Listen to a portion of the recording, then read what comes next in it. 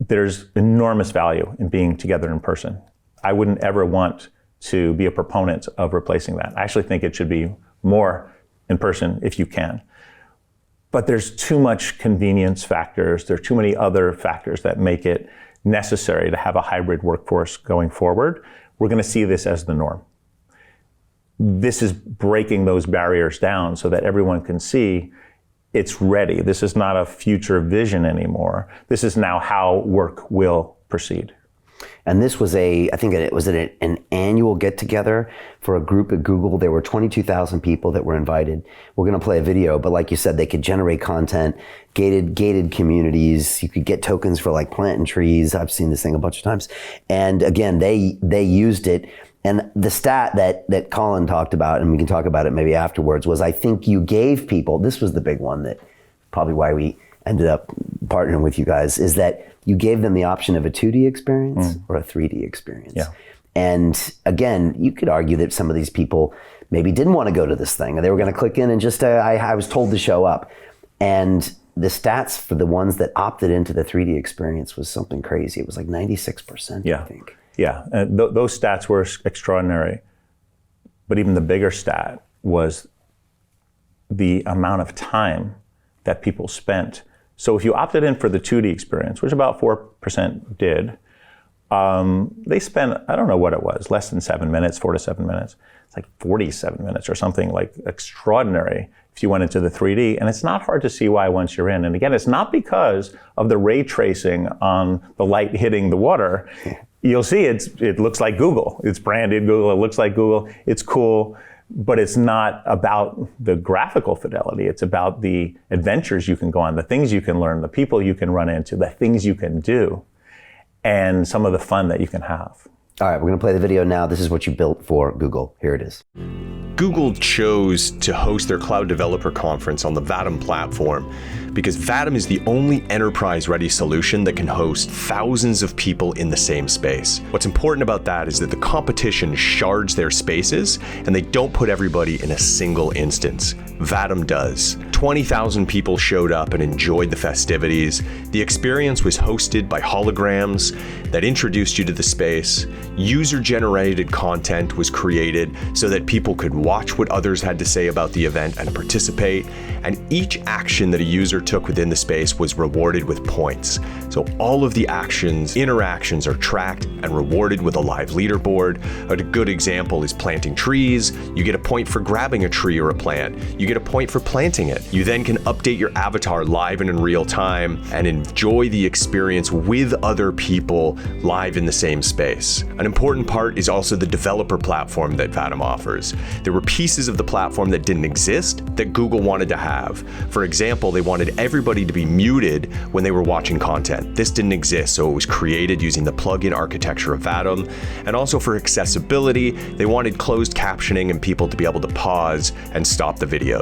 Users' progress was tracked in a number of ways, including awarding points for participating in quizzes, watching sessions, networking. There was a live leaderboard so you could see where you were compared to everybody else and track your own progress. You could unlock certain things for your avatars, new hairstyles, sunglasses, shirts, by completing certain tasks within the space. Networking sessions were driven with simple titles and areas that were created specifically designed for the purpose of getting to know people within the space. An important feature on the Vatom platform is token gating. You cannot gain access to a certain area without performing a task or purchasing access. In this example with Google, you had to watch a video, answer a question correctly before you could move to the next area. It's a great module tracking technique. It's a great way to provide access for meet and greets and beyond. Thousands of people attended simultaneously from over 100 countries from around the world. The return visits were incredible. People averaged 48 minutes within the space. And one of my favorite stats of anything I've ever done, we gave people two options, the 2D version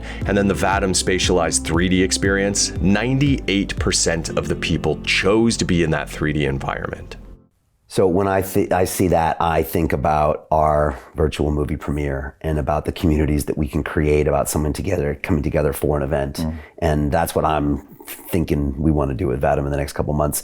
What more can you tell us about what we just saw with that Google event? It's a big deal. Yeah. Obviously, it's a big company. The fact that they chose your platform to do it. Yeah. And then the numbers, I can't overestimate those. Like you said, 11,000 concurrents. Most sites couldn't handle a tenth of that.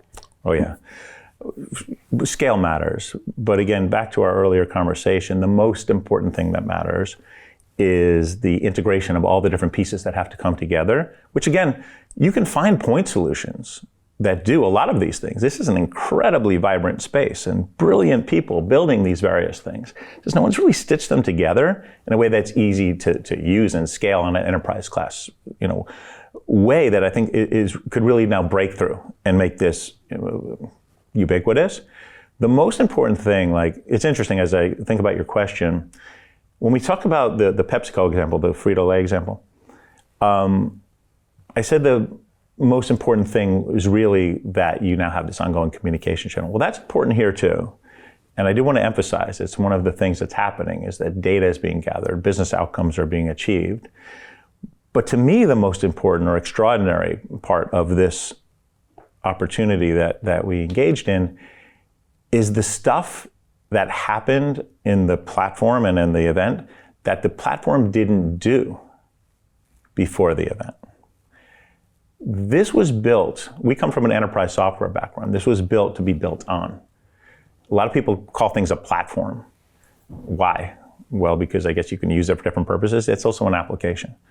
Platform, in our parlance, what it means is that the underlying capability can be extended to build your application on top.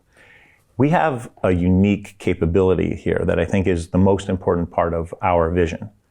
We call it a plug-in architecture. It means that you can write code. You don't wait for our roadmap to catch up to what you need. You can write code. You can write what you want it to do.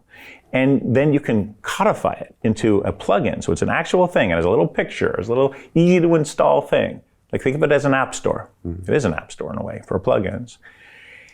And then you can keep it for your own proprietary use, for your company to say, we now have this unusual capability on this platform. Or you can resell it. That's the real opportunity. That's what's so exciting about this, is that our app store, our marketplace of plugins is starting to fill up with all these different third parties doing things that we're like, oh, I didn't know I could do that. We're pretty smart, but we're not as smart as most people out there that know what their actual business is. This is a horizontal platform.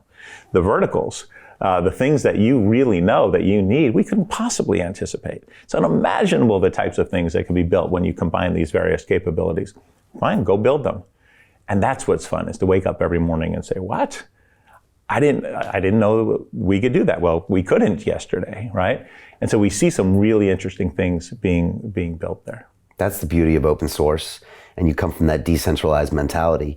And that's how things can truly grow at scale these days, right? I think so. It's certainly how we see us scaling. So I think the advantages that this has brought to the industry has now allowed us to partner with groups like Deloitte. You may have seen the press release that Deloitte put out. It's big.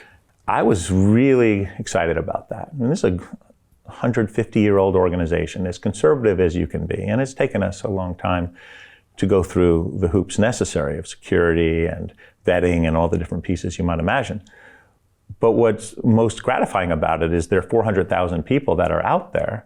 They all have their own needs with their companies, their governments, the projects that they represent. And with the plug-in architecture, they can now write that. And we're seeing things being built by Deloitte, by Ernst & Young, by agencies, by Dentsu.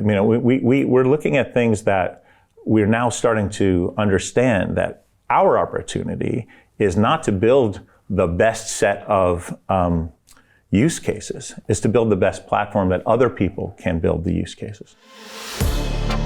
To continue watching the rest of the episode for free, visit our website londonreal.tv or click the link in the description below.